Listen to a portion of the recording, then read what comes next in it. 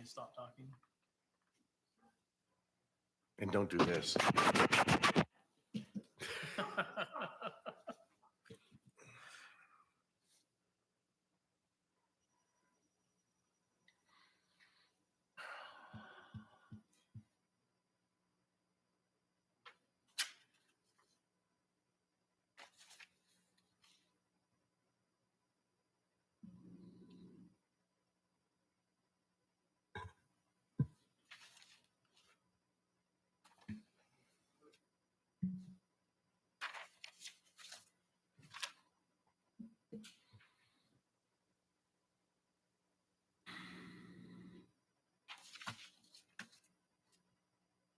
Actually, that clock is running fast.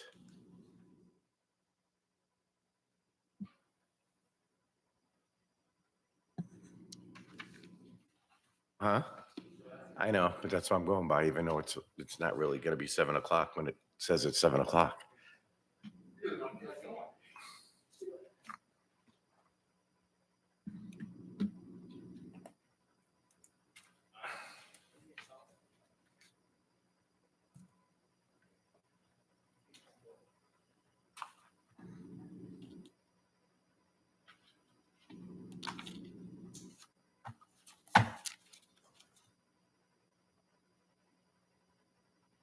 Just takes forever when you're waiting on the clock.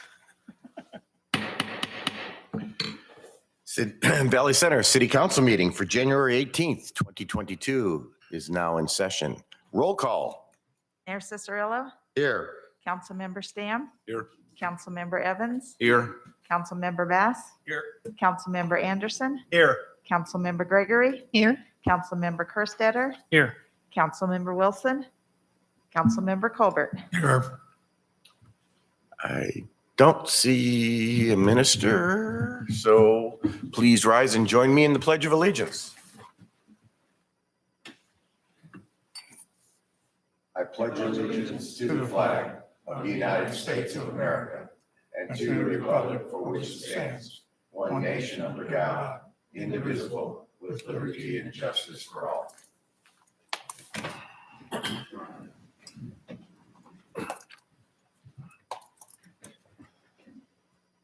Second here, I forgot to mute my devices. All right.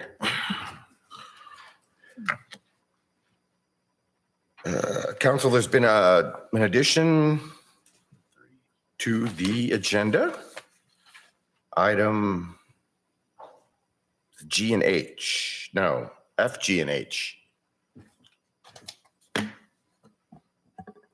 Move to approve the agenda as amended. Second. I have a motion and a second to approve the agenda as amended. Is there any discussion? All in favor, raise your hands. Motion carries. Thank you. Item 6A, City Council meeting minutes of January 4th, 2022.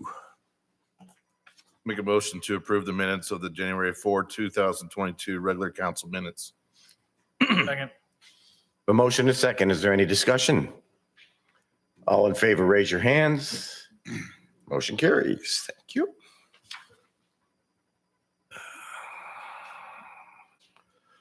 All right. We have no presentations or proclamations. We're at the time in the meeting where we ask if there's anybody here that would like to speak to an item that is not on the agenda. Seeing none, we will move on to appointments. We have some appointments for the Public Properties and Outdoor Spaces Board. 3 are reappointments, 1's a new appointment. If council doesn't have any objections, this could be made in one motion after I read their names.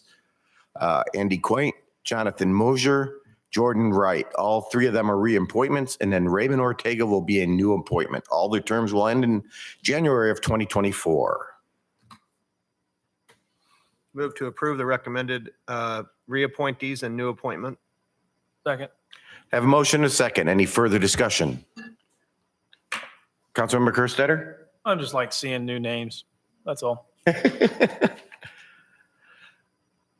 All in favor, raise your hand. Motion carries. Thank you very much. No committees and commissions. We have no old business. All right, let me move on.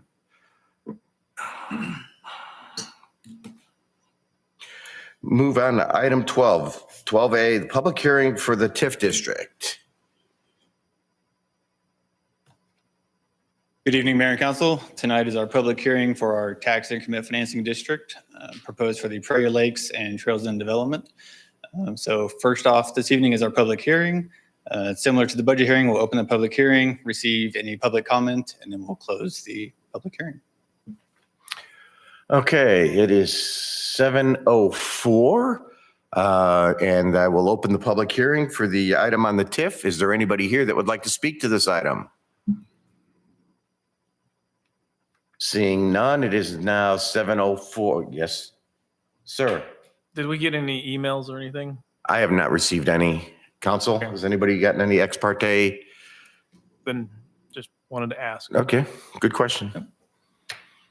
All right, so it is 7:04 and 30 seconds, and the public hearing will be closed. Thank you. Move on to item B. Ordinance 1369-22, adoption of redevelopment project plan. All right, so with us this evening is Garth Herman from Gilmore and Bell. He is our bond counsel that's been assisting us through this process, and I'll give the floor to him.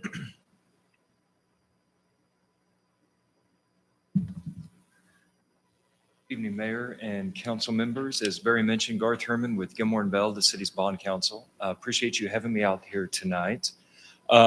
This ordinance is directly related to the public hearing that was just held, and I thought it might be good to kind of take a step back and kind of remind everybody of the steps that we've taken to get to this point so far. So starting last year, development team worked with city staff to start putting together a plan for the redevelopment of the area, generally in between 5th and 77th Street, just to the west of Seneca, related to basically the development of that is residential, mixed use, have a little bit of commercial in there, and then also came up with a plan to try to redevelop the drainage canal over there and turn it into a city park and kind of community public area.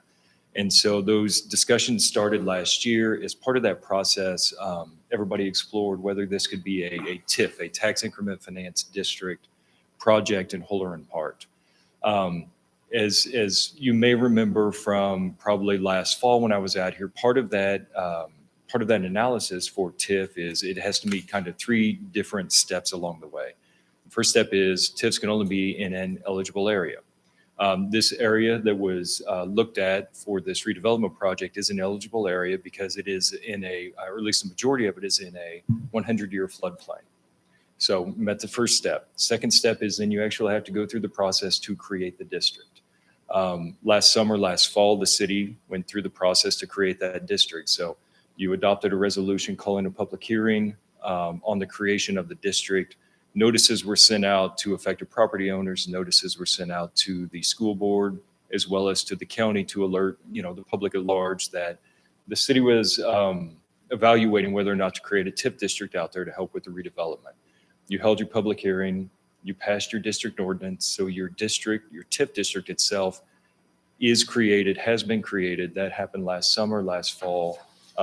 You made it through the process on that. You provided the notice afterwards to the county to let them know that all the appropriate action had been taken. Both the county and the school board took no action to try to nullify that TIF district. So it is in effect right now. This is the third step of the process then. So you have your existing district. Now you need to approve a project plan that will actually occur within the boundaries of that TIF district. And that's the reason for the public hearing and for this ordinance before you tonight. So this ordinance actually approves the project plan and it approves the development agreement that's related to that project plan. And in that development agreement is an agreement between the city and the development group, who are the folks in charge of actually making them, most of those private improvements that are going to be part of the project and help increase the valuation of the district. It also sets forth the requirements that the city is going to take on with its kind of side of the public improvements that are also going to be made within that district.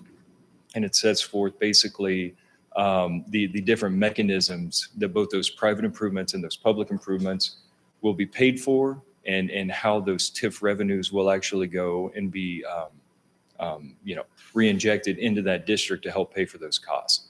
As a reminder, for tax increment financing, there's really no new taxes that are imposed with regards to that district. The theory is that whatever that district property is at when the district is formed, so last summer when that district is formed, the valuation of that property was known and it was kind of capped at that point at its base value. So any of the property taxes that are levied on that base value, they still go to the relevant jurisdictions, the city, the county, the school district, whoever would have gotten those taxes before, they still get the taxes based on that base value.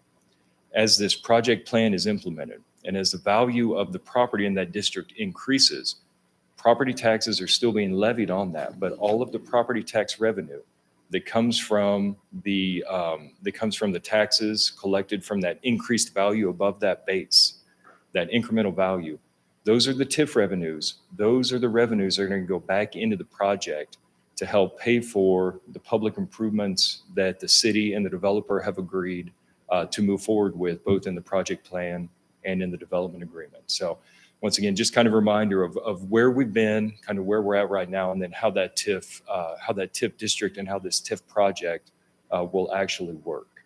So kind of big picture. With that being said, I guess, are there any questions from any of the council members related to either the TIF district, the ordinance, or the project plan that's before you tonight? Councilmember Kerstetter. I have one too, but I thought maybe you might cover it, so. We'll see. So my question is relating to timetable as far as we had the base value that we started in the summer.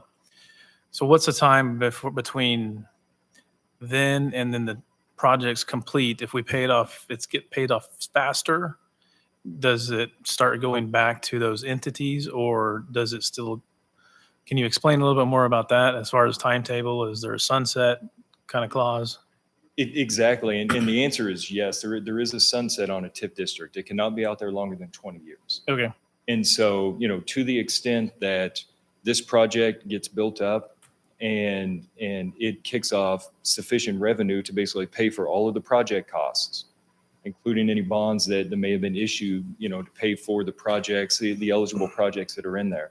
And to the extent then there aren't any additional projects that people want to add into this TIF district, then once all of those project costs are paid for and everything is complete, then the project will end, the TIF district will end, and then basically that base and that increment, those go away, and it's just whatever the increased value is, and then everybody shares, the city, the county, the school district, whoever the taxing jurisdictions are, then everybody shares on that increased development. Okay. Next question I have, and I don't know if it's for you or for Barry. There's a 105 in the ordinance. There's a $105 million big number, and then there's an 11 million number. However, there's certain portions that are overlapping in the $100 million that, can you go to page 25? Yeah, or this work. So I know that, so the right column is our estimated TIF, okay? So that's covered in our district. So that's where the money's coming from. What about the other line items at the top? Is that through people purchasing homes and that kind of thing, or is that just a multitude of different? How's it getting paid for? Yeah, so good question. So basically, if we're looking at this, let's say we have three columns. The project category that kind of lists the different pieces of it. And then the estimated total project cost, that middle column, that is the estimated total of the private development and the public development. So that's why between the second column and the third column, there's a little bit of overlap there, because the third column is what the city legally can pay for and pursuant to the project plan and the development agreement is agreeing to pay for so long as certain requirements are met. And then basically everything that is not going to be financed, everything that is exclusive of that $11.2 million that the city is going to pay for, that is going to be the private development. So that is, the building of the commercial, the building of the residential houses out there. Basically, those are the estimated cost of that development that isn't going to come from city funds, that's going to come from private funds. So whether it's the developers putting some of that money in there, or the home builders are putting that money in there to basically build the houses, and that's really where the private development is coming from. Okay. I'm sure I've got more questions. Actually, one more question. Prairie Lakes redevelopment, is that a name change? We've had a lot of developments that have had name changes in the last 6 months. Because was there an Iron Horse in here somewhere originally? I think that there was, as part of the development group early on, I think Okay. that there was, there may have been an Iron Horse development that was involved in it. But I believe, to my knowledge, and Barry or Brent, correct me if I'm wrong on this, but I think it was always at least anticipated that this development was going to be Prairie Lakes. Okay. All right. And this is the first phase we're talking about, the extension of the existing Prairie Lakes, I think is, Well, no, or did the whole thing just become?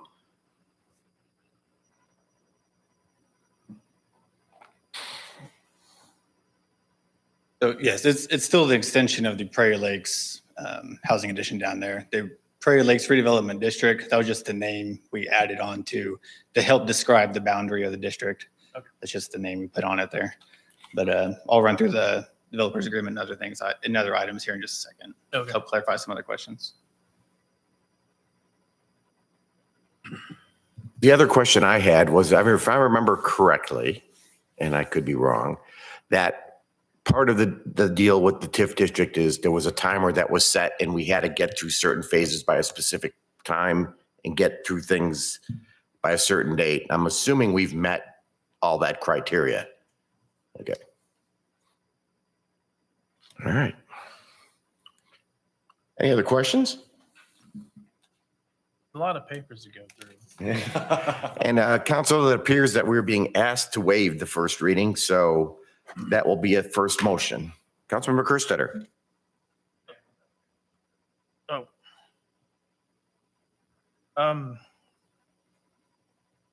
Who's providing oversight during this? Is it the council or is it city staff or is it a combination of both or project engineer? I know that's not for Garth. Of the actual construction of the project itself. The whole TIF district. So let me run through this. This might answer some extra questions. Oh, okay. And then if there's anything left over, we can answer it at that point. So we'll run through this real quick. So just as Garth mentioned earlier, as he was describing a TIF district and how it actually works, this is kind of a graphical representation of that. The yellow bar on the bottom is that base value. And when we were originally looked at it, it was valued at around $12,600 around there. So that base amount will stay the same. That will still be distributed amongst the city, the school, the county, all taxing jurisdictions. So as the TIF district is implemented and construction starts, we start building homes and everything, the value of everything within that district boundary is going to increase. All of that increase comes to the city, to our newly created TIF fund in our accounting system and all that. So we're capturing our own, the counties, the school districts, every taxing jurisdiction's levy at that point in time. And that's what we're using to pay off the initial bond financing of that initial $5 million for the land acquisition, the park, and the regional detention basin. So over time, that's going to build up until we pay everything off. Once it's paid off, the TIF district is terminated. Every taxing jurisdiction gets to receive their mill levies back to them. So just a quick recap of the feasibility study that we completed. That's included in the project plan in your packets. The TIF revenues rely on that incremental increase and the increase in that assessed valuation of the district as a whole. The proposed district includes one project plan. We didn't want to separate it up into multiple plans, because technically each plan at that point would have its own 20-year clock. We just wanted one project, make it easy. Everything's in one wrapped up bow. There you go. The total TIF revenues projected based on that study was 17.3 million, around there. And with our total tax increment financing proposed, that 11,200,000 number, and even after we apply a 2.5% net present value, it still comes in at almost $12 million. So what that basically tells us is that it's a good investment, because we all know the money today isn't going to be worth the same 20 years from now. So as long as that number was higher than what we plan on spending, at 11.2 million, it's basically saying that's a good investment. The phase one, or the initial financing, includes the basin, the land acquisition, and the park improvements. And then I call it phase two, but the second part of the plan later on will be fully dependent on the build out of the plan. As long as we're hitting those milestones of our houses that we're projected to build, then we'll have the sufficient revenues to go ahead and move on with that second part, which is the Seneca Street improvements. So it gets kind of confusing because we talk about TIF districts, we talk about TIF bond financing, we talk about special assessments, everything, and it gets all kind of mangled together. So I created this real quick. So the blue area, which is the regional detention basin, which will become the park, and that reserve area just to the northeast of the park there. Whatever shaded in blue, that's kind of the phase one, the basin, the park, and the land acquisition. So that's that initial TIF bond of that $5 million amount. That's what we'll go ahead and issue up front and start spending that money to get that dirt work going and that basin created. And all the dirt from that basin after that construction project will then be spread amongst all the yellow areas to get everything up out of the floodplain so we can start building houses. That's the goal there. So the phase two on that Seneca Street, our initial estimates for that were around $6 million. So that'll be fully dependent on the houses being built, like I mentioned just a minute ago. So the special assessment financing in the yellow areas, this will be similar to Cedar Ridge and Arbor Valley, be the same projects. They will not be paid with by TIF revenues. It'll be the standard special assessment procedure that will be paid by the developer, the builder, the eventual homeowner that moves in there to purchase those houses. So I went through the developers agreement, just pulled out some highlights in each section. I don't want to sit up here and read a 45-page document to you, but these are the highlights from the articles, each article within that agreement. So the first one in Article 3 was the land use restrictions for the 15.5 acres of commercial area will be only permitted uses per the city's zoning code will be allowed. So I want to throw that out there. In Article 4, as mentioned earlier, the Seneca Street improvements, completely dependent upon the first phase being completed. We're staying up to par with those 20 to 30 houses being built per year. The city park and reserve improvements, these don't have to start right away. I mean, we can start the design process, the brainstorming, whatever we want to do up front, but we're going to have to wait until that basin's constructed, all the dirt's removed. We'll get a great idea of how we want to move forward after that. The Evergy improvements, Evergy is currently in the process of completing a new loop, and it's running down 85th Street. And currently that loop includes putting vertical poles right along the north border of our TIF district on 85th Street. We talked to Evergy and came upon an agreement for them to go ahead and move those poles underground. So according to the TIF Act and the statutes, any utility improvements along the boundary or within the TIF district are eligible TIF expenses. So we can get reimbursed for that later on. I think it's just a good move. It's a good start to where we want to be in the future aesthetically as a city. We want to start getting those new lines underground, everything like that. So in Article 5, this talks about the benefit districts within the TIF district. As I mentioned just a minute ago, the special assessment financing compared to the TIF bonds. So like I said, it's going to utilize the specials, same ones we do for Cedar Ridge, Arbor Valley. The letter of credit for those will still be there. It's 35% of the expected project cost, et cetera. Same process we're going through right now with those other two developments. The debt service for the residential area special assessments are not paid for by TIF revenues. I want to make sure that is completely clear and separate. These will be paid by the homeowners that will move into those houses just like we do in any other subdivision. Article 5 continued. Within the development agreement, we also are proposing a new homeowner program or an adjustment to the one we currently have. So our current new homeowner program relies upon the rebate of property taxes, right? Well, with the TIF district, we're utilizing those property taxes to pay off our debt service that we're issuing. So we can't use that. What we're proposing is, rather than rebating city portion property taxes, it's going to take the form of a grant from the city. It'll max out at $1,200. We're kind of basing that number upon the potential specials amount for the house. If the potential specials amount ends up being under $1,200, that's where that grant will top out at. So it's not to exceed $1,200. This will be for a 3-year period. The funding will come from water, sewer, streets, bond and interest fund balance. We have a pretty healthy fund balance of bond and interest fund. I think it's around $1.1 million right now. If we do this program, the yearly maximum we would grant or provide grants for new homeowners would be about $108,000. 60% of that, 40% of that, however we want to divvy that up internally, could potentially come from general streets, water, sewer to make that grant payment. So for the 284 houses being proposed, that's a maximum of just over $1 million over the period of that 20 years. We doled out in smaller increments. Also in Article 5, there's that right of first refusal. If we decide to sell the reserve area for any non-governmental operations, the developers will have right of first refusal. If we receive an offer, we want to move on it, we'll present that offer to the developers. Then they have the option to either make the same, turn it down, for us to sell it to a potential buyer. That's what that is. It's kind of the Cliff Notes version. In Article 6, the certification of TIF expenditures. Any expenditures that are TIF eligible to be reimbursed will be presented by the developers to city staff. We'll review them, make sure they are sufficient and eligible to be reimbursed with those TIF bond revenues. Also in here explains the TIF shortfall letter of credit. This is similar to the letter of credits issued for our normal special assessment financing.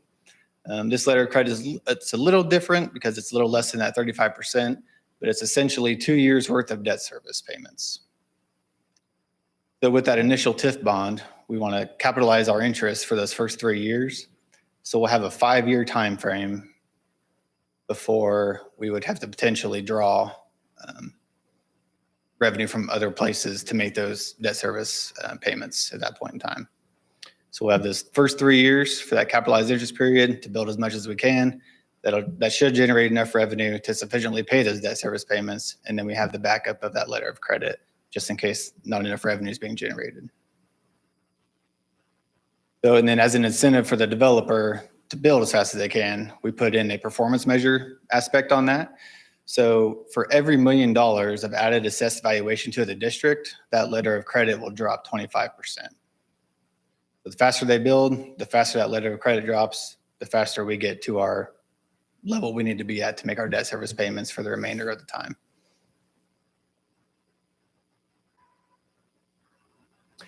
Also in Article 6 was the Regional Detention Basin Benefit District petition.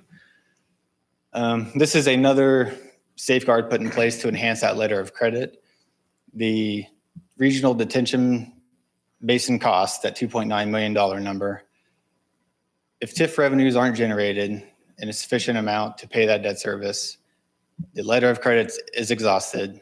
We can then spread that cost as a special assessment across the TIF district itself, where then that becomes our backup plan at that point to gather that revenue to make those payments. And that would be paid by whoever owns that property at the time, developer, builders, whoever. That's a last resort backup plan. We totally do not intend to assess that at all, but it is there as a safeguard for the city. And that's the highlights, Cliff Notes versions. I'm sure there's a lot of questions, so let's run through, see if we can get those answered. Councilmember Anderson. The TIF district was created solely to fund pulling all that land out of the floodplain, correct? Right. Like that was. So that that's was why it qualified, yeah. One of the qualifications of why it was a TIF district was we qualified for that.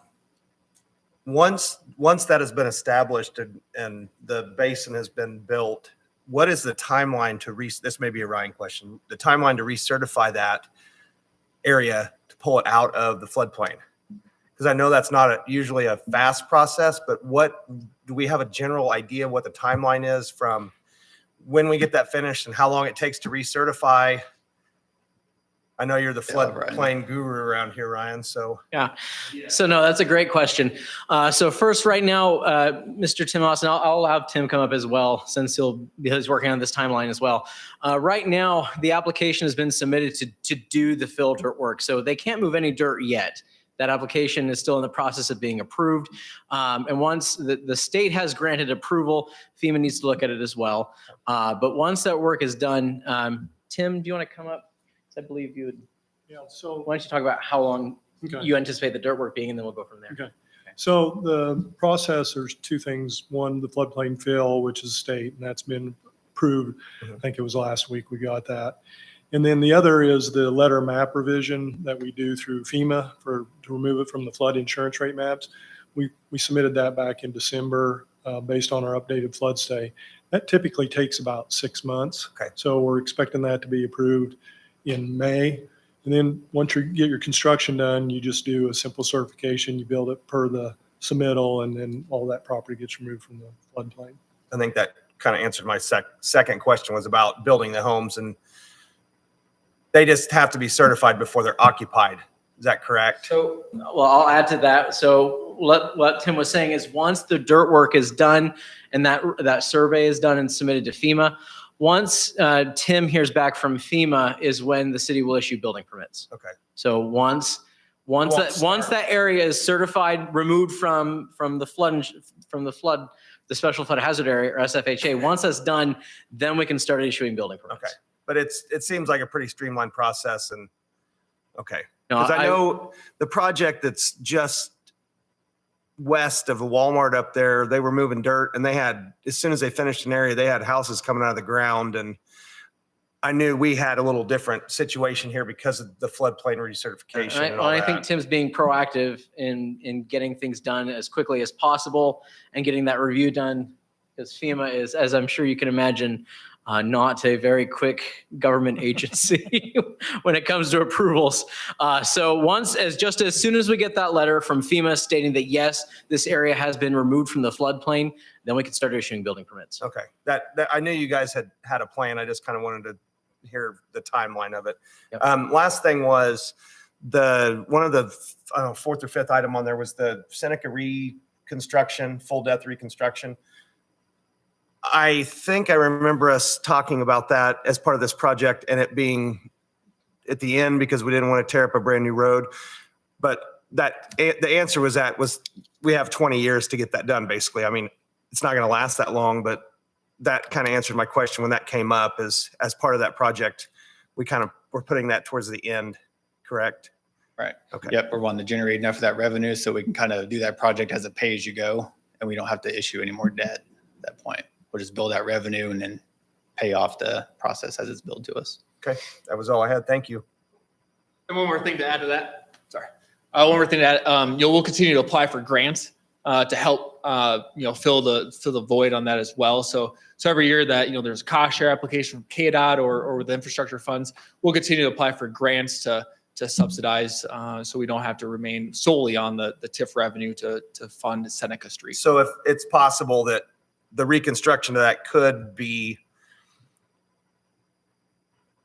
green lighted, basically, if we have a grant period Yes. that we need to fit the window, so that, okay. Yep, absolutely. Just like with Ford Street, we're also, we received a KDOT economic development grant that kind of expedited that on our list of priorities. Great. So just want to make sure to clarify. Don't go anywhere, because my question isn't related to that. Perfect.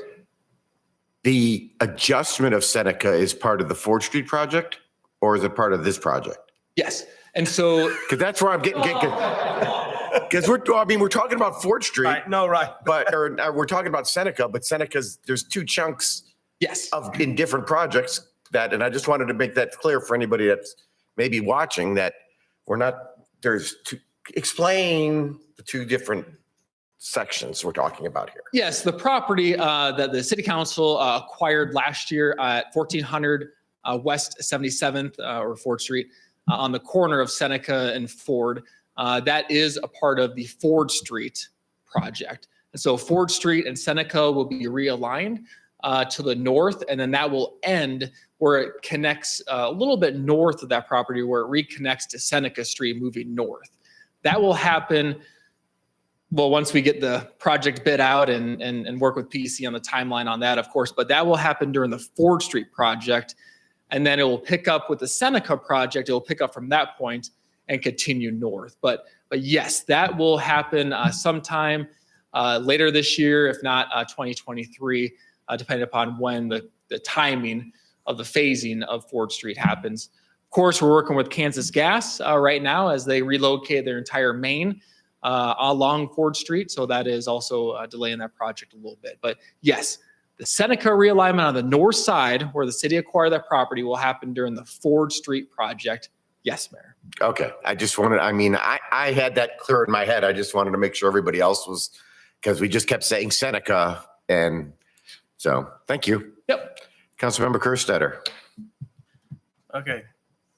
So I've got a few questions. And this might be for Mr. Schrack more, or I don't know. Oh, by all means. Go ahead. Yeah, not for Mr. Smith. You're off the hook right now. Oh, okay. So the ditch improvements, will we be doing any ditch improvements with this blue area? Because the part of the ditch is included in the TIF project, right? I'm assuming we're going to make some improvements that would to help with the whole floodplain issues. And to piggyback off of that, how soon could people start seeing dirt moving happen?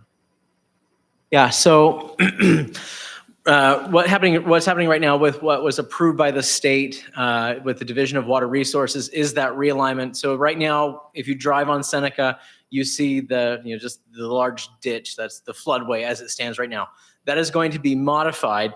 I will also note that our Outdoor Spaces Board is also looking at that area as well. So when the grading is done to create that detention area, there are going to be some bioswells and some other areas. But when that's done, that grading, the idea and the plan is that that is only done once. So once, Tim, can you tell me, when's your closing again?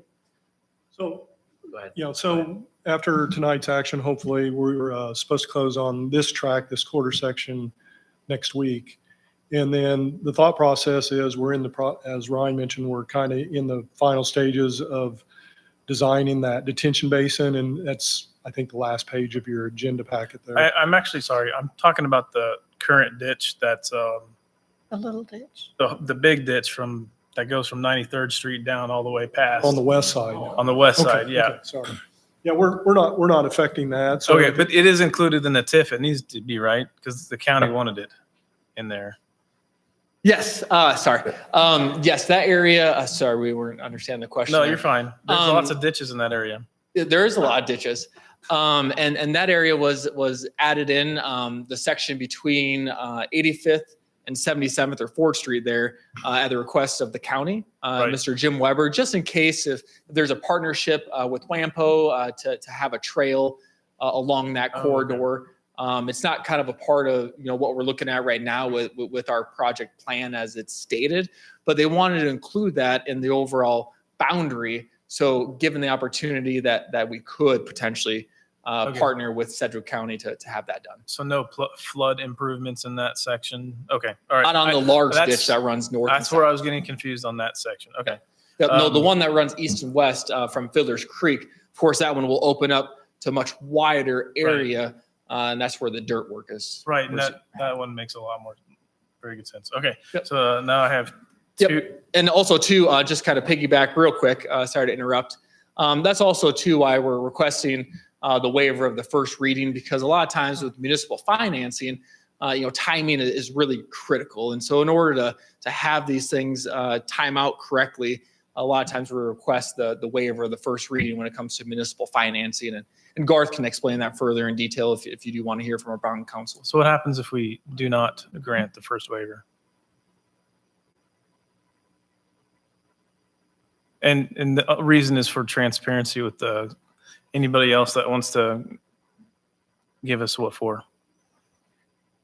Well, from a legal perspective, if you don't grant the first waiver, then you would just treat this like a ordinance for 2 readings. Right. So, you've had your public hearing, so you could approve on first reading the ordinance tonight.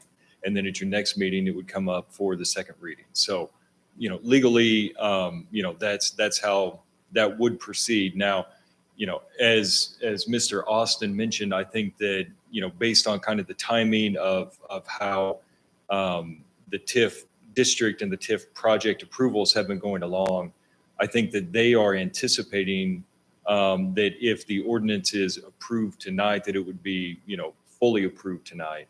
And then they would go on to do their land acquisition that they were talking about just a few minutes ago.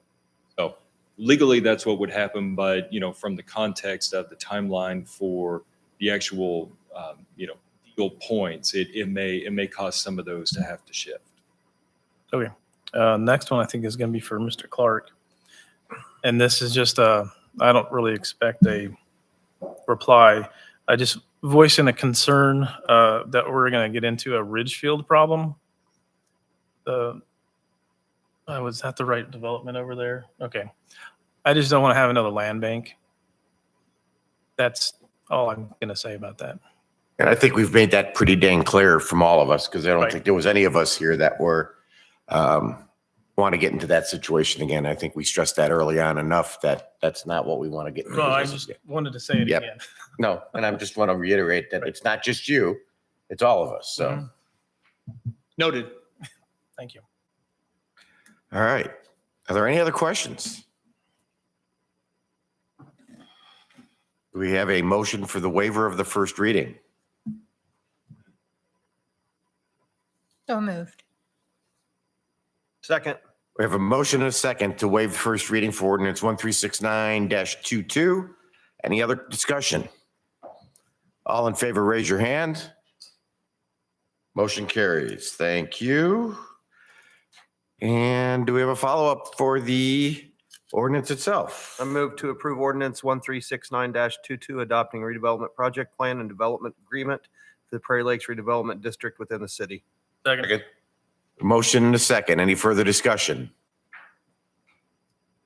All in favor, raise your hand. Opposed? Oh, okay. Motion carries. Thank you. Thank you very much. All right. You have a lot of signing to do. You think? Yeah, I do. I saw that originally and said, oh, boy. All right. Item B, ordinance. No, we read that. C, resolution 711-22, endorsing support of Main Street Valley Center. Well, good evening once again. At this time, the Kansas Main Street program will be accepting 3 new communities into its designated status for 2022. As you'll recall, last year in 2021 was the first year in a good number of years that the state program was admitting new programs for designation. As you know, we were selected as a finalist. Main Street Valley Center was selected as a finalist in 2021, but was not selected as one of the new designated communities. However, it was given affiliate status, so we are grateful for that. And now we are in the process of submitting another application in 2022 to become a designated Kansas Main Street community. What this resolution does is this is part of the application process, and it is asked of all applicants that they go to their city council and pass this resolution that endorses participation in the Kansas Main Street program. Main Street Valley Center is, as you know, we've been around since 2016, and it was one of the first projects that I got to work on. Very proud of it and appreciative of all the work that's been done over the past 6 years with our Main Street Valley Center organization. Before you vote on this, just a reminder that our annual appreciation meeting will be this Thursday at Le Venue from 6 to 8. So again, everyone's welcome to attend. And then at the next city council meeting, the first one in February, our board president, Mr. Chris Strunk, will be presenting a brief presentation on what we've been up to the past 2 years and what our goals are for 2022. Stand for any questions. Boy, you sure can clear a room. I would think you'd be great. I would think you'd be it's just grateful. Like 3/4 of the people got up and left when you came up here. I'm like, I don't know. I think you'd be grateful for that, Mayor. You know, end the meeting sooner. Councilmember Kerstetter. Good job. Good presentation. That's all I wanted to say. Motion Thank to you. approve resolution 711-22. Second. Second. You have a motion and a second. Any further discussion? All in favor, raise your hand. Motion carries. Thank you, you. sir. Moving on to item D, approval of ultraviolet disinfection equipment contract. least we're not talking about sludge pumps. Yeah. So what we have here tonight is a one-year service contract that'll include 3 visits in a year, several adjustments, checks, and 40 original equipment manufacturer UV bulbs that are to be replaced at about 12,000 hours, which equates to about 500 days. I handed some handouts to you. We did look into and we researched manufacture bulbs. We researched why it's a good idea to use your original manufactured bulbs to go on along with even, they'll guarantee the disinfection level. You can get lower intensity UV power of other bulbs, and the manufacturer will not guarantee performance of your system or disinfection levels, which could affect your permit compliance. With our recently passed purchasing policy, this would be considered an original manufacturing equipment purchase, and it would be actually cost prohibitive to go with the aftermarket bulb on this. So what we're asking this evening, staff is recommending the approval for a 1-year contract with Ray Lindsay for our Trojan 3000 UV system in the amount of $22,758. Okay, I've been waiting since I've seen this agenda to say this. Can't we just borrow some of the West Tower broken lights and use them instead? I'm sorry, I could not pass that up. The purple ones. Blue. The purple. There's some of them are purple. So, well, some of them are blue. So I couldn't, I'm sorry. I've been waiting all week to say that there since Friday. Councilmember Kerstetter. It's the wrong wavelength. Yeah, okay. Thank you. Yeah, Thank you this is from the true, that chemistry too. department. Thank you. Yeah. So, Let's be glad those aren't the kind of lights that yeah. Now you distracted what I was going to ask. So, okay, 2 questions off the bat. This is an annual contract that you're going to request every year, or is this going to be included into your budget? we're next year? gonna request that be included in the budget for Okay, equipment okay, maintenance. and then Ongoing, yes. who replaces the ballast? 'Cause Me. the ballast, I saw in here like 3 times that does not include the ballast replacement. Well, because if you use manufactured bulbs, you don't have ballast failures. Oh, okay. Like you do. Because of fitment, Okay, they've actually had problems with electrical pitting in the contacts. They've Okay. had problems with darkening of the bulb shields. okay. Last question is, where's the money coming from for the first round? It come out of the system improvement line. Was that in here and I just glossed over it? Yes. Maybe yours should have been before the TIF stuff, because that was a lot of reading. But I agree, though. That was a lot of reading. I mean, I tried, legalese sucks. Yes, I said that on TV. I totally agree with you. Yeah, I second that motion. I totally agree with you. thank you. Yes. Councilmember Anderson. The equipment we currently have, it's the same type of system, correct? The ultraviolet. Yes, it's just an updated Okay. system. And what, forgive me because I was trying to formulate my questions when Councilmember Kerstetter asked, but is this a 22,000, whatever it is, change cost? That's just the cost to put the new bulbs in? That's not an annual, that's in a service agreement as well, but what Yes, will the it cost cost of be the annually? Are you wondering what now? I'm sorry. What's the cost going to be going forward annually? It would be the 22,000, which includes the bulbs themselves are a little over $17,000. Okay, and what we currently have, do we have anywhere close to that cost? I'm not against this at all. I'm just trying to find out, is this a new cost? Are we absorbing, the cost that we currently have to maintain that equipment? Do we know what that cost is versus what the new cost is, or is this just an additional 22.5 every year? Okay, I'm a little confused. Do we currently have these ultraviolet setups, right? What is it costing us to maintain those currently? So are we spending 10 grand a year on the current system and we're going to up it to 22? Or is this just an additional cost that we're going to have every year? Well, this is a very new system, so Okay. we just started maintenance on it. Okay. We've replaced the bulbs once. Okay. And we did have some problems with the ballast. And since we were using original bulbs, they completely problems with that since system. So is this new to the last? This is part of the last upgrade. Okay, Phase there, three upgrade. there's the disconnect. Okay, There's the disconnect. Sorry. This was put in. the- Okay, Thank yeah, you. This is the final stage before your effluent goes out yeah, okay. into the world. That's All right. okay. There's the disconnect. There we go. Yes. All right. Clear as mud that comes from the sewer. Thank you. Yeah. This All is right. the part where it doesn't come out. Yeah. You could technically drink it. Yeah. Go ahead. No. Pass it to our new water filtration plant. You can. There you go. All right. We need a motion.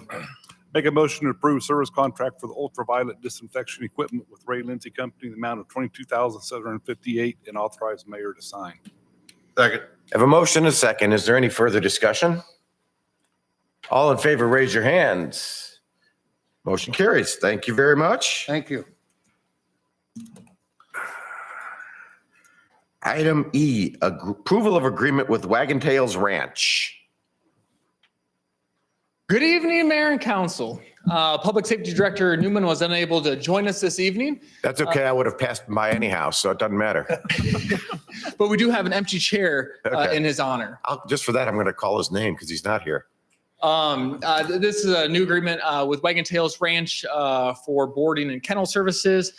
We did have an agreement with them years ago, and it just outlines if our animal control does pick up an animal, instead of bringing them where we currently do with Ark Valley and Dr. Julie, we actually would board the animal out there at Wagon Tails Ranch, and it spells out the length of one term agreement. We will be sending out an RFP for potential other services, as well as the Animal League is exploring maybe partnering with the city and coming up with our own facility as well. So this is kind of a short-term thing, but we want to do a one-year contract with Wagon Tails, who provide phenomenal service here in the community. Stand for any questions. Councilmember Kerstetter. Yes, sir. So why are we going back to this versus the current agreement? On the current agreement, that we received a 30-day notice to terminate the current agreement with the provider. And so this is what we've come up with in the short term. Another question, we got a second copy of this tonight. Is there a what's the difference between the original and then the in the stack of stuff that we got with the amendment? Yeah, that's what I was trying to.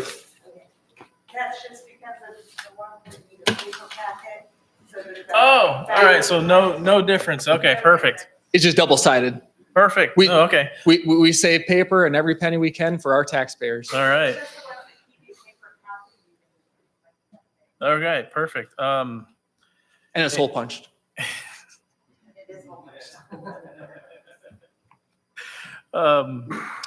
On 7A, I would like to encourage adoption with the Animal League versus the destruction of the animals personally. But I'm glad we have a plan. Let's put it that way. Yes, and that's always worst case, Right.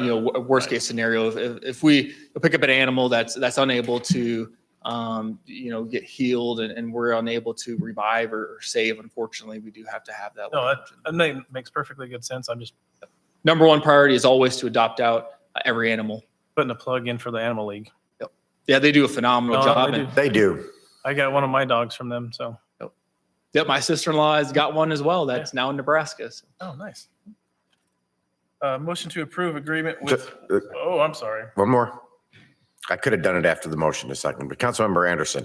I just wanted to add that if, for those of you who are not lifelong Valley Center residents, know the history of what we've had.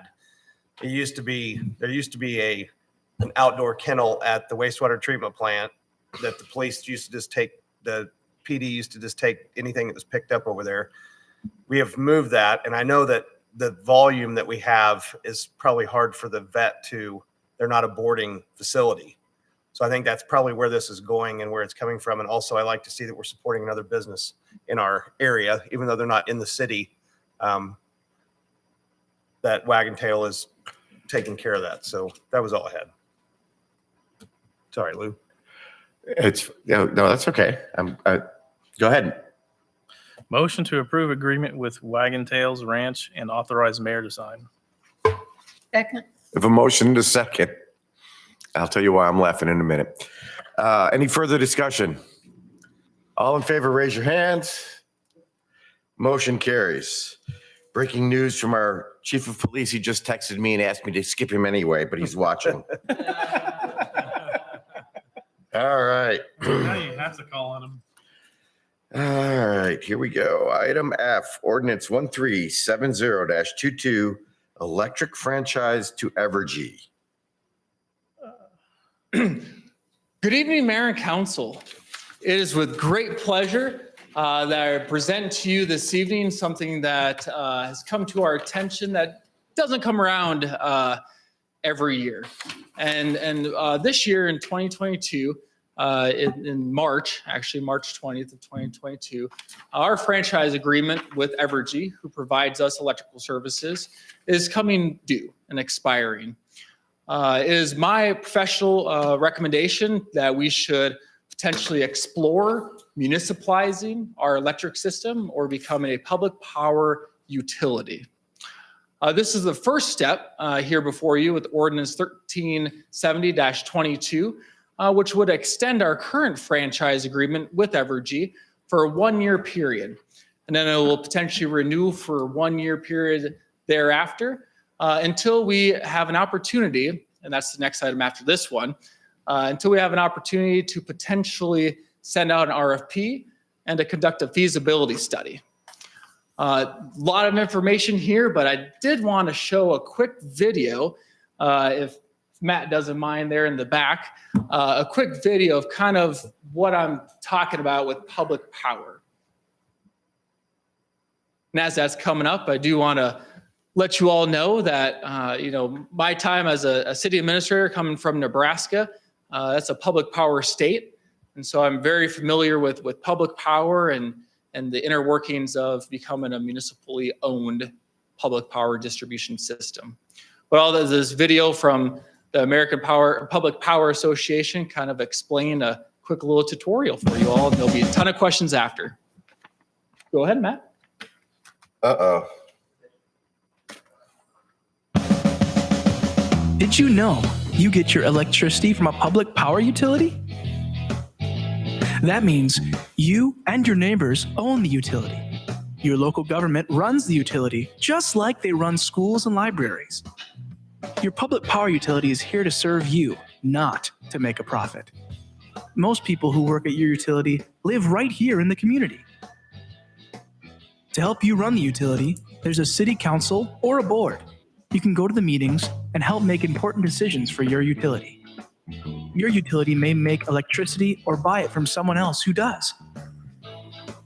Electricity in America is generated from sun, nuclear, natural gas, coal, oil, wind, water, and many other sources.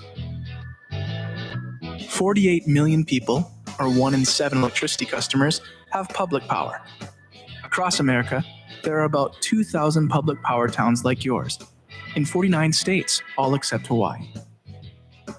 Public power utilities keep the lights on and prices low, care about the environment, and tell you how to save energy and money, and give money back to the communities. Learn more about public power and what it means for you. Thank you, Matt, for showing that interesting video. And so what is before you this evening is to really start the process of exploring this opportunity. It's not locking you in any way, shape, or form to actually becoming a public power or municipalizing.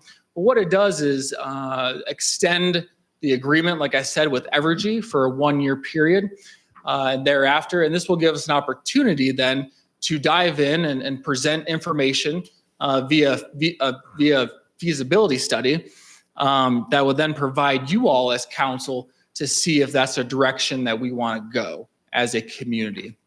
This will help us as Valley Center and as a community in the Wichita area stand apart from our other communities in the region. There are currently 118 municipally electric or public power cities in the state of Kansas. And so we would join that 118 potentially if that's something that you all as the mayor and council and ultimately the citizens would approve as we begin this process. You want me to keep going? I'll keep going. There are 3 types of electrical utilities. And so right now, Evergy, that's an investor-owned utility. That's a for-profit that has shareholders, of course, and governed by a private board. It's regulated by the KCC, or the Kansas Cooperation Commission, and the Federal Agent Regulatory Commission, or the FERC. It's a very large utility. So like Evergy, you know, they keep getting purchased and acquiring others and those things. The next one is a rural co-op. That's also a nonprofit, member-owned, governed by electric board members, and so elected board members. So those ones are separate because those ones are people run for those offices in the rural, county areas, and those people are voted on to serve on that board. And so that's a rural co-op. A municipal one is also nonprofit, community-owned, and then the governing body, such as you as council or a separate utility board, is established to govern that utility or to govern the electrical. And so those are kind of the 3 different types of electric utilities that are in the U.S. There are over 2,000 communities, like stated in the video, that do own their electric system. 1 in 7 people are served by municipal electric. Like I said before, 118 Kansas cities. The largest is Kansas City, Garden City, Gardner, McPherson, and all the way down to the smallest of Weber and Radium. You've heard of those. The benefits, of course, is nonprofit that serves the community. There's no shareholders that need to make a profit. And so like we currently have, Evergy, we all pay our electric bill. And if you ever look at the broken down fees, there's a little 5% that's in there. That's a government fee.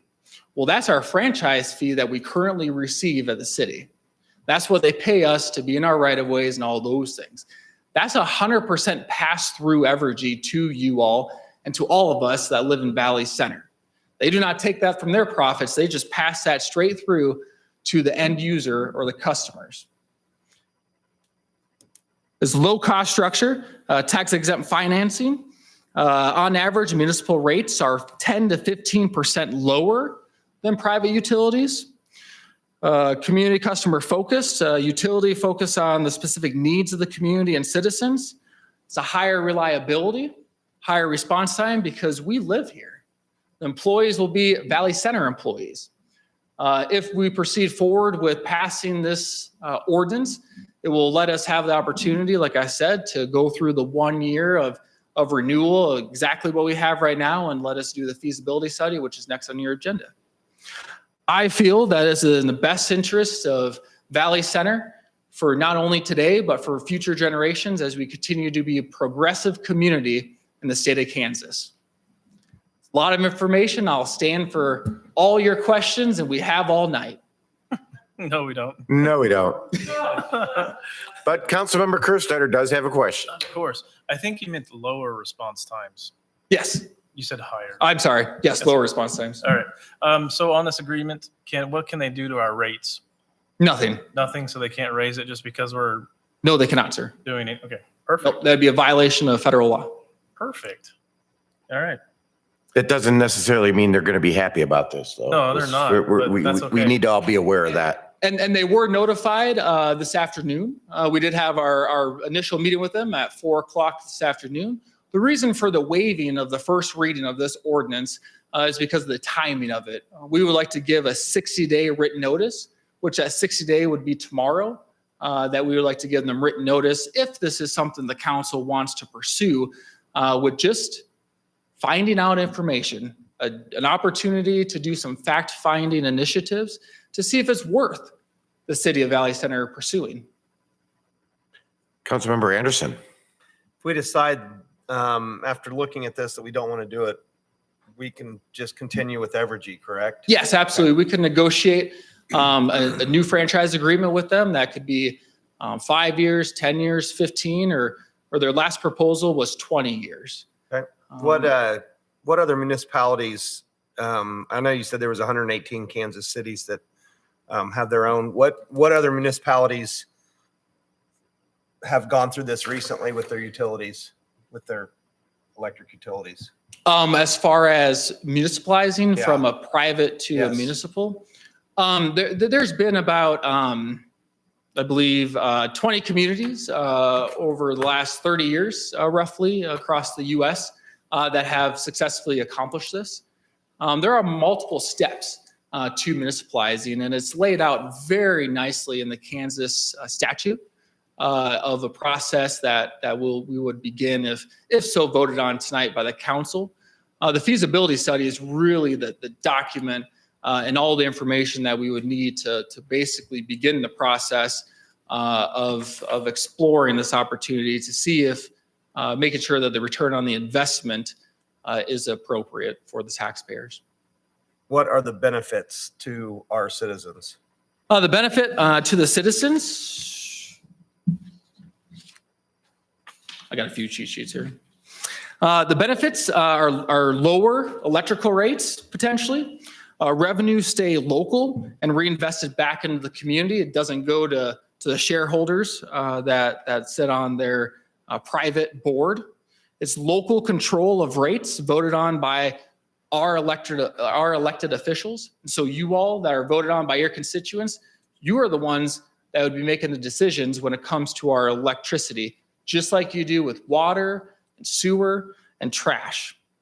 Higher reliability, local response to calls, concerns, outages, local employment opportunities. These are great paying jobs that we can attract to our community and our city. Helps attract and retain businesses. A big one, of course, is always a hot topic is, attracting a grocery store. Lower electrical rates helps us do that. You would be in control of being able to set the per kilowatt hour of any business that you attract or that we try to retain as a local governing body. Helps attract restaurants, local retail, and so on and so forth. It does you a greater awareness of local energy needs as well. Last one. Would we be able to get the purple lights fixed? 'Cause we would control them. I would guarantee you that they would be fixed at a more a quicker response than what we've seen in the past. I did hear from a local business, with the last windstorm, that really just solidified, pursuing this, in my professional opinion. During the last windstorm, they had a transformer and a pole go down. They had to shut down their operations for 2 to 3 days while Evergy finally got to them to get them back up and running. That's a local business. That would not happen if Valley Center had our own electric department. We would work day and night to get them back up as quickly as possible. The response times with municipally owned electric companies are far greater than privately held companies. On average, the outage time is 133 minutes a year for privately owned utilities compared to 59 minutes a year with community-owned utilities. Every second counts, especially when it comes to power. I have one additional follow-up. What happens in the case of a massive storm outage? If we have, obviously we're not going to have the volume of employees that say Evergy does to come through. What would take place then if we had a major incident where we had a lot of lines down or poles down or something? Yep. And so we have a cooperative mutual aid agreements with all the other municipally owned electric companies throughout the state of Kansas. And so just like how we would respond if there was a major incident in the north part of Kansas or out west, they would reciprocate that same thing here. depending upon if we go with KPPA, which is Kansas Public Power Association, or KMEA, which is Kansas Municipal Electric Agency, would depend upon which cities we work directly with. But there's mutual aid agreements, just like with police and fire, same thing with electric. All right, thank you. Councilmember Evans. I've heard some fantastic things that you've been saying. I find it very interesting. However, I guess my question is more of what is the negative side? What would be the negative effects to our citizens?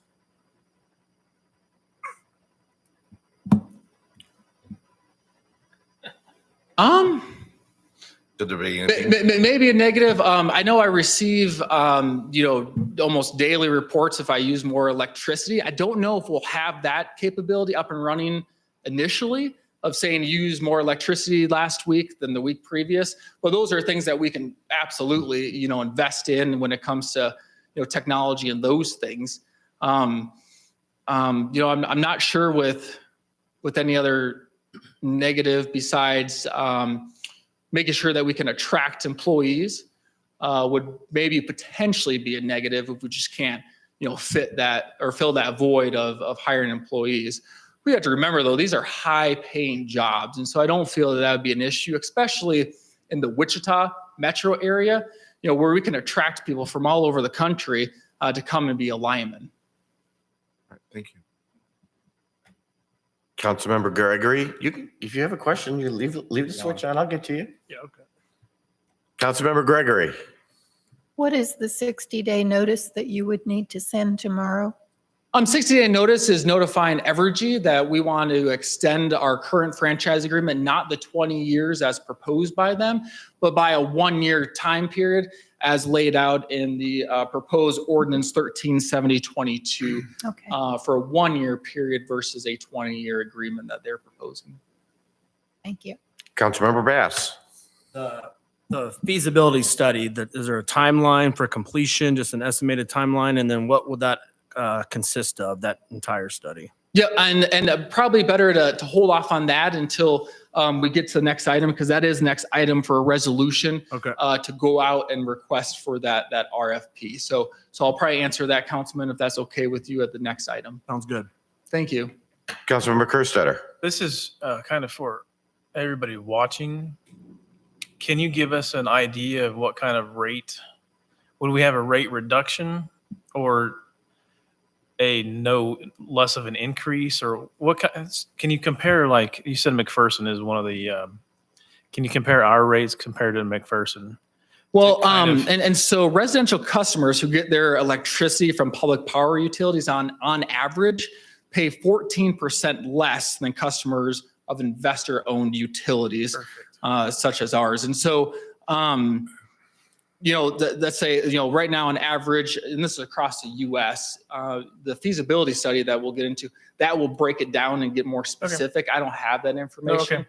But right now, 13.2 cents per kilowatt hour is the average for a privately owned utility versus 11.5 cents per kilowatt hour for a community owned utility. So you do save a substantial dollar amount per kilowatt hour, from 13.2 cents to 11.5 cents for the residential side.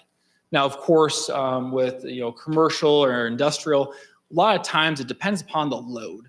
So just like Amazon, there's a negotiated amount that they negotiate with Evergy to attract those businesses into the community. When I was in the state of Nebraska, we try to attract data centers to a public power state because of the low electrical cost per kilowatt hour, and we would give them breaks depending upon their load. So you'd have that same opportunity as a local governing body to help set those rates and attract different type of businesses in the industry. Thank you. Councilmember Anderson. That kind of leads into my clarification question. This governing body would set our electric rates then, correct? Yes, if you so choose, or you can set up a separate utility board too. Those are all things that are kind of ironed out in the feasibility study and gives you the options and kind of lays out different scenarios to choose from.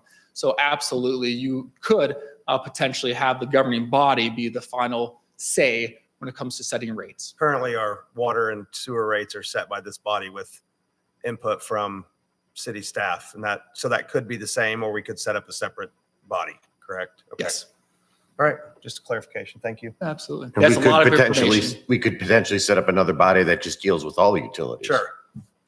Not just that one.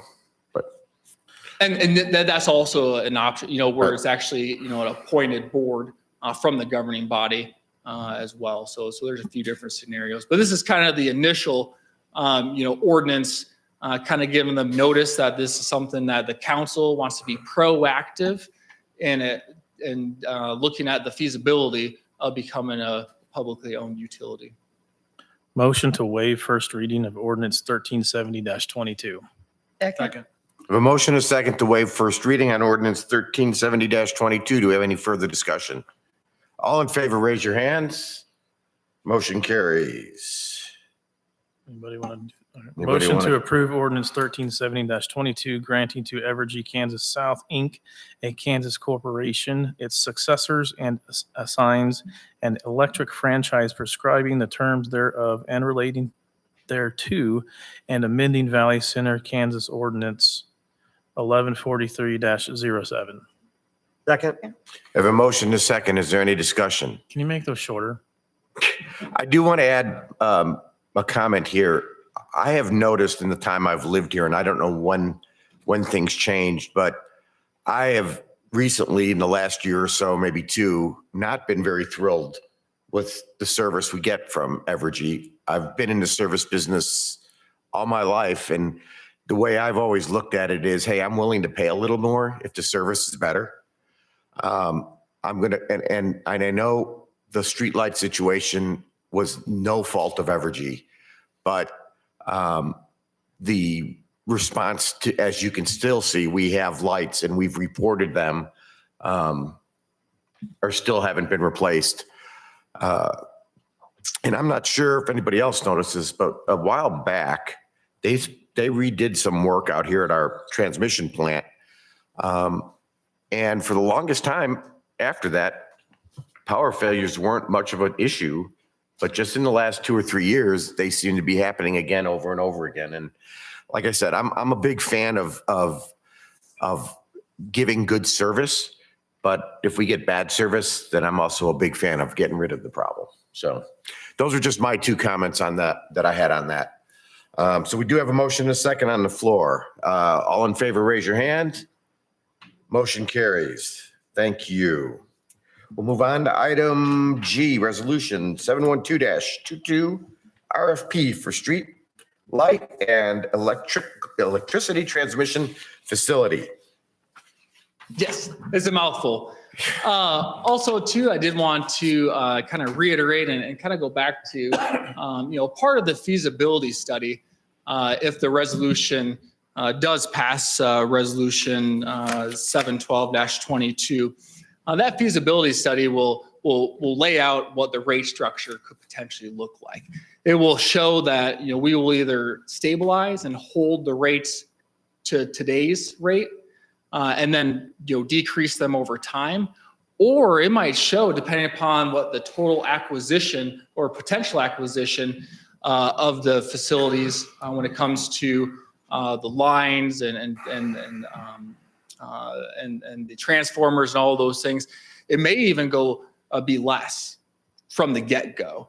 And so that's what the feasibility study will do, is really lay all these options out and explain what the inner workings are of each potential option if the city so chooses to proceed forward.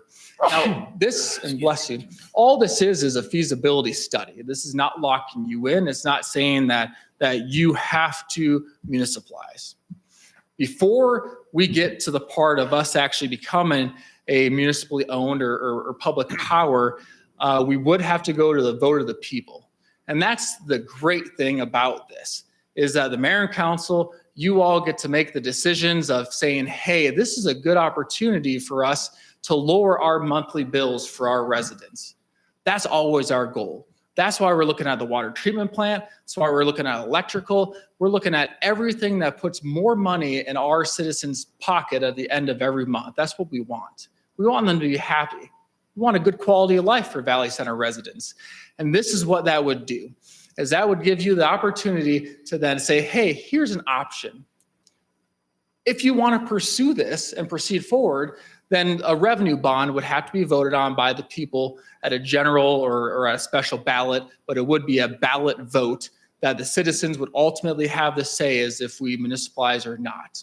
And so we could get all the way down and find out all this information, and you can decide then at that time if you do want to put it to a vote of the people, or if you say, you know what, this isn't a good idea, but at least you do your due diligence, and you can tell your constituents that you did your due diligence in finding out if you can reduce their monthly utility costs overall. And that's what this feasibility study would allow us to create. I don't have the sample of the feasibility study because that's a massive document that we want to make sure that we perfect.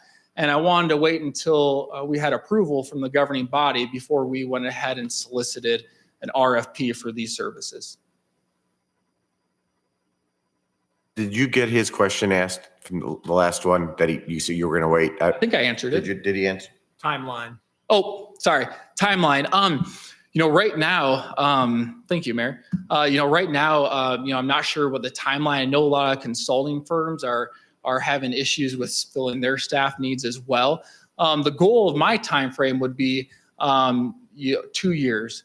And so if we can get all this done, and if we can get a feasibility study done in roughly 18 months, then we could potentially put this, if the council so chooses as we proceed forward, on the ballot for November of 2024 election.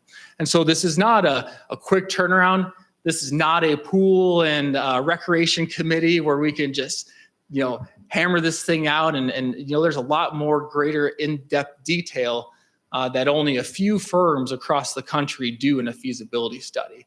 And so it's kind of a specific field that these folks will apply or submit an RFP for. And so once we get that out, it'll probably be, an 18 to 20 month potentially timeframe window. Thanks. Councilmember Kerstetter. Well, you answered my question. I was hoping for November 2022. We can move fast, Councilman, but I can guarantee you that I can't even reach that deadline. And yes, I'm admitting that. Councilmember Colbert. The only question I got is, have you ever received any inquiries from the citizens themselves other than elected officials? No, this is the first time that this is being introduced. I'm sure, that the citizens will have a lot of questions. If the council so does choose to proceed forward with the resolution sending out an RFP, as well as item H, which is the creation of a public power steering committee, we do have information that will be mailed out to the public later this week to make sure that they all know the correct information when it comes to public power, and they don't receive propaganda from a privately owned utility company that may not be factual in its information. So we hope to gain a lot of citizen input throughout this process. That's why item H on your agenda here is going to be hopefully approving the creation of a public power steering committee, so we do gain citizen input. Okay. The other question I had is, this would only affect the boundary of the city limits, correct? Yes. Yes, the city limits and potentially any service territory that's identified in the feasibility study.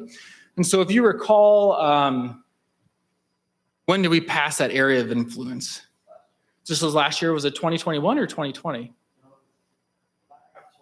Later half of 2020. If you recall our potential area of influence, it could potentially include that. I don't know for a fact, but that's something that the feasibility study with the folks that we hire will identify what we can and cannot potentially do with the creation of our service territory for electrical. Okay, thank you. Councilmember Anderson. I wanted to kind of piggyback on what Ron was talking about, input from anyone. I personally was not aware that this was even possible. I just thought you had to buy power from them, and that was what you were stuck with, and you didn't really have anybody to complain to. So I think we need to do our due diligence and at least look at this, whether the outcome is we move forward or that we maintain our current supply. But I think it's great that we look at options and we have options. So that was all I had. Some of the surrounding communities, have recently, just signed their franchise renewals, which is a lot of cities do. It takes a little more progressive mindset and a little bit more progression from administration to look at these options. I come from a public power state. That's what I know from Nebraska. And so, I had an electrical department underneath of my supervision in my past communities, as well as been in charge of a retail community as well, where we own the actual system itself, but we entered into agreement with NPPD or Nebraska Public Power to have the linemen and maintain the system, but the city actually owned it. And so there's a lot of different types of public utilities across the country. And that's why you hire professional administration to help you all identify what are opportunities, made available to our residents to have a better quality of life. And so, really want to thank you all for the support in the last ordinance that you did approve, authorizing the 1-year agreement, and look for favorable recommendation here for the solicitation of the RFP. And just I'll one go real ahead and quick make a comment. motion then. One real quick comment Okay. that honestly, folks, if we hired a city administrator that was from this local area, I don't think we would have even known about this. Nope. So, because I didn't either, and I've been doing this forever, because I've always hated to have to, and I don't want to say it, but I'm going to say it. I hate having to deal with a monopoly, and that's really what we've got when it comes to gas and electric here is a monopoly. So, all right, I'm sorry. Go ahead. Well, I was just going to make a motion to approve the agreement and resolution 712-22 authorizing the solicitation of the request for the proposal RFP for acquisition of the electricity transmission facility located in Valley Center. Second. I have a motion and a second. Any further discussion? All in favor, raise your hands. Motion carries. Thank you very much. Moving along to item H, approval of creation of Public Power Steering Committee. Why'd you sit down? Oh, sorry, my sciatic nerve has been causing me fits, and so I apologize for being so fidgety. I finally can actually stand, which I haven't been able to the last couple of days. I was just giving you a hard time. You're up. Yes, Mayor Council, before you here is the approval of a creation of a Public Power Steering Committee. I think you've noticed, at least during my 2.5 years now, that I really love to have the citizens engaged whenever we're coming into these major decisions that you have approved here previously in item F and G. What this would do is create a steering committee that would focus 100% on public power. They would work with us to draft the RFP, to finalize the RFP, and to solicit and receive those proposals and review them. Very similar to the grassroots effort that we had on the Pool and Recreation Committee. If you want to scroll down there. Before you here is really just identifying some key representatives that I think would serve the community and the committee well. That would be 3 city council members, a representative from USD 262, representatives from our Valley Center businesses, Valley Center residents at large, and so those non-business owners, the citizens that would have great input, I hope. A representative from our locally designated news media, not looking at anybody specifically, Mr. Chris Strong. And of course, myself as the city administrator, our assistant city administrator and director of finance, Barry Smith, our public works director, Rodney Eggleston. And this group of folks would really help steer the direction of the feasibility study and help communicate information and the correct factual information to the public as we go through this process. I don't have anybody else identified.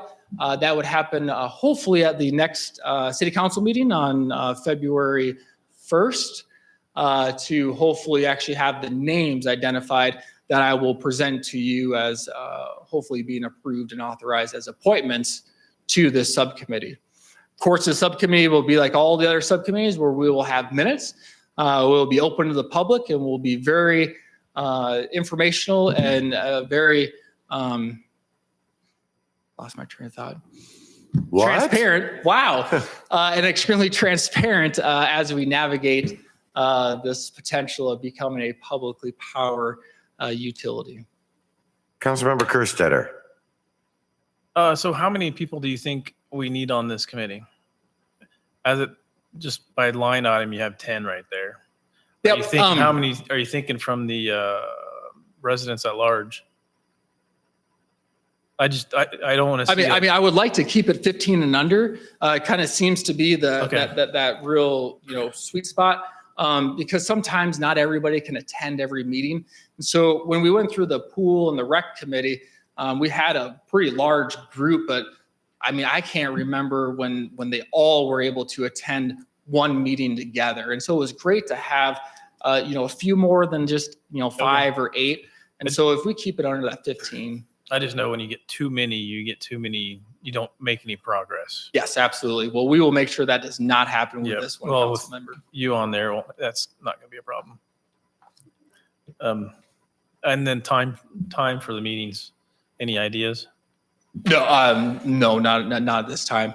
I mean, we want to get through the process of really making sure that, since this is a new idea, a new concept to the council, that we were going to receive approval before we really got into the nuts and bolts of the formation of everything with dates and times. And which 3 council members?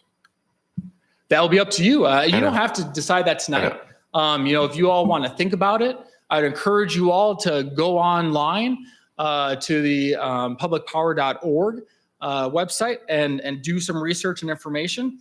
Later this evening, there will be information, of course, on Facebook as well, and links that you will be able to look at additional information. And like I said before, there'll be a mailer that will go out in the mail later this week that has information as well. So if that's something that you want to think about as the council, you sure can. If you do want to appoint anybody, you sure can do that as well. Unless that item needs to be on the agenda, that's something that Mr. Arbuckle and Christie can sure clarify. Okay. I move to create a public power steering committee consisting of the proposed representation outlined in the staff memo. Second. Motion and a second. Any further discussion? All in favor, raise your hand. Motion carries. Thank you very much. All righty. Item 13, consent agenda. Move to approve the consent agenda as presented. Second. A motion is second. All in favor, raise your hand. Motion carries. Thank you very much. Moving on to staff reports. To the right page. I don't even have to call you out. Y'all know, you know what order you go in, except for Chief Newman. Good evening. Once again, thank you. Just a very quick reminder, again, Main Street Valley Center annual meeting is Thursday night. Everyone's more than welcome to attend that